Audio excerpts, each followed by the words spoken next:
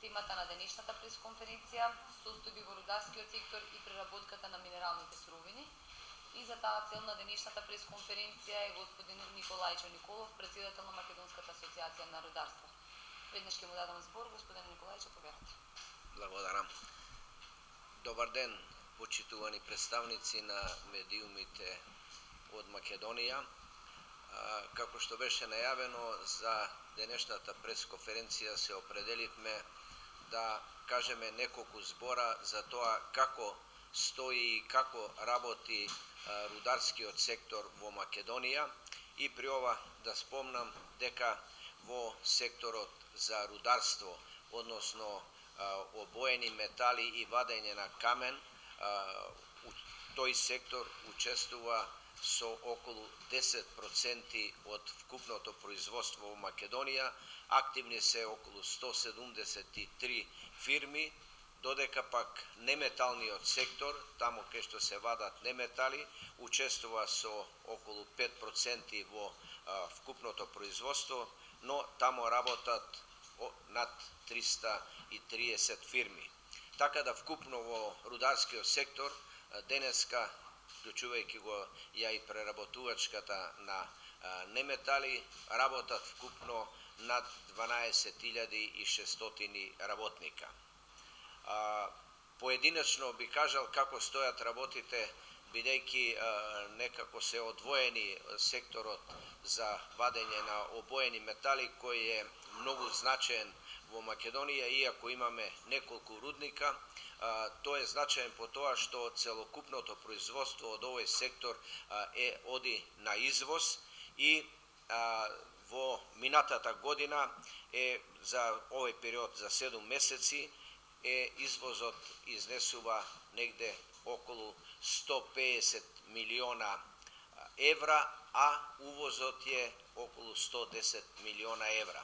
Ова намерно го нагласувам да се види дека тој сектор, значи металичниот сектор, стои релативно добро, за разлика од неметалите, каде увозот изнесува околу 300 милиона долари, а извозот едва 50 милиона долари. Јас и на една од претходните седници тоа го потенцирав. Сметам дека и вие како медиуми би било потребно и корисно да се нагласат овие бројки, бидејќи од тука произлегува и местото каде треба да бележиме понатамошен развој, односно инвестирање во тој сектор. Значи, диспропорцијата од околу 250 милиона увоз е значајна.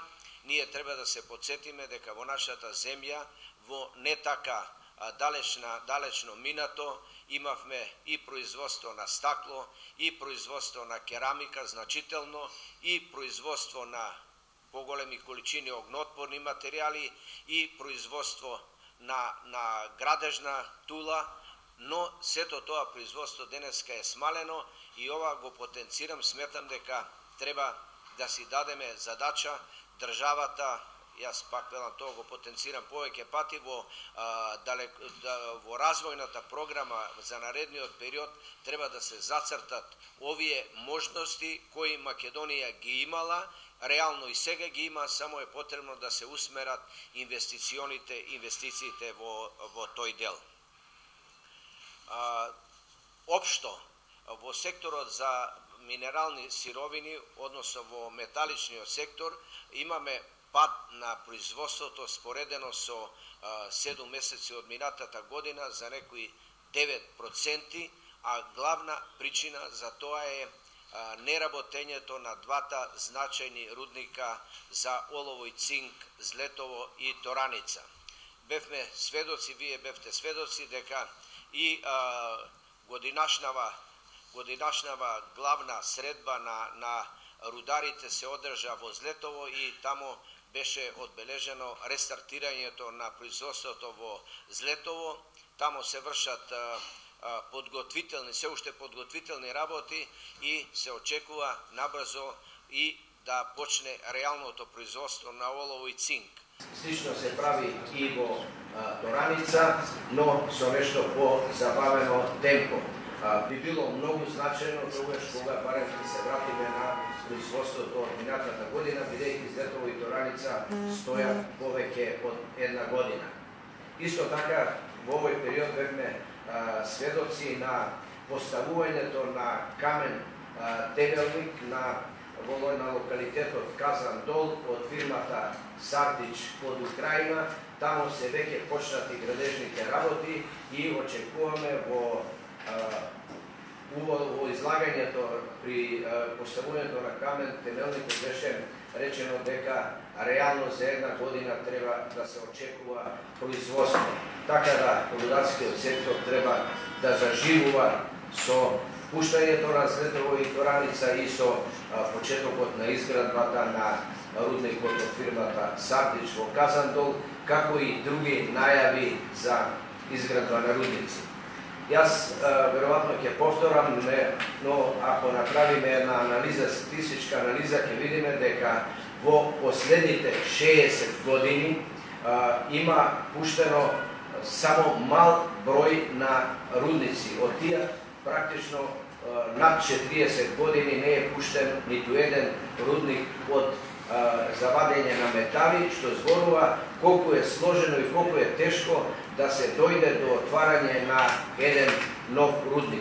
40 години, значи ние немаме нов рудник, сега е камен темелник е поставен на рудникот за бакар во Казандол од фирмата Сардич.